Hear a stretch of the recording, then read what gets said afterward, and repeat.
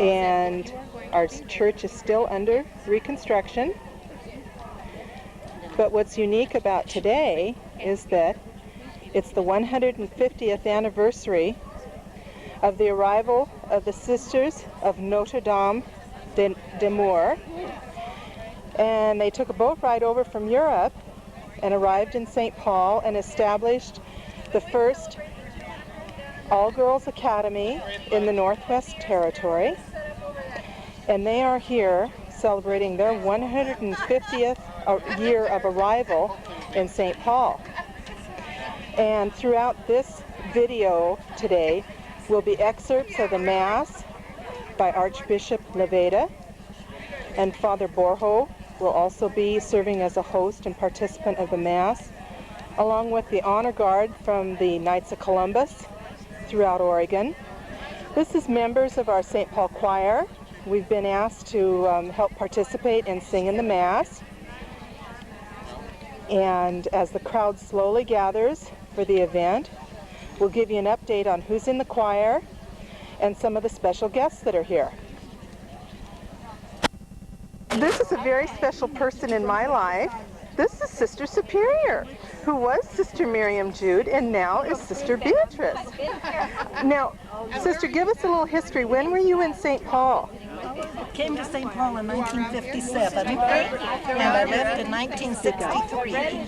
Okay. I came here the last year that our community owned the old academy. In December of that year, we sold the academy and our holdings here to the parish. And the following year, the parish put up the building, the school building that you see over here. Okay.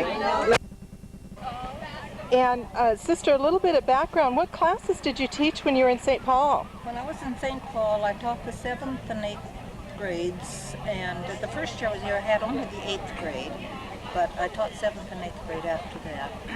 And you started, were you over in the old academy teaching? For 1 year. For 1 year, and then 57, 58. And then moved to the so-called new school? Correct. Now, what are you doing now? Tell us a little bit about your travels. I know that you went to the Middle East. I did. Well, since I left St. Paul, I've been a number of places, but after my mother died in 1987, the community wanted me to take a sabbatical, so I went to the Ecce Homo program in Jerusalem, and I was spent 8.5 months in the Holy Land. Oh my goodness. It was a beautiful experience.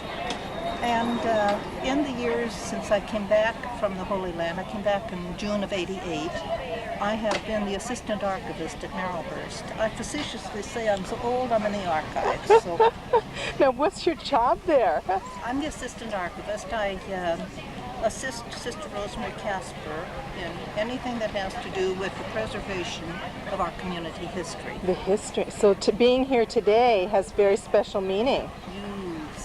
That? Yes, yes. I wouldn't miss this because St. Paul has always been very dear to me. I loved St. Paul, I loved the people here especially, and I used to think that if I ever retired, which I haven't yet, I would like to come down here to retire.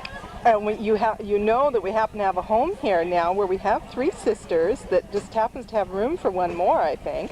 Oh, I didn't know that. Yes, we have the Benedictine sisters here now, and I think we could probably find room when you decide to retire. That would be beautiful, but at the tender age of 78, I'm not yet ready to retire. I didn't want to ask you how old you were, so I'm glad you volunteered it. I'm not ashamed of it. Now, Sister, the Sisters of Notre-Dame d'Amour, where are they staying while they're in the Oregon Territory? I know that some of them are staying at Marylhurst. Okay. I don't know where the entire group is staying, but at least 4 of them, I think, are staying at Marylhurst. Do you have any other comments about today's event? I think it's wonderful, and I'm so glad for the Notre Dame sisters that they could come down here and have this experience at the very place where Catholic education had its start in the Oregon Territory. Okay. Thank you for your time, Sister. Thank you. All right. We went to St. Paul grade school and to St. Paul High and Union High until we Okay. And you're Eileen, and I'm here and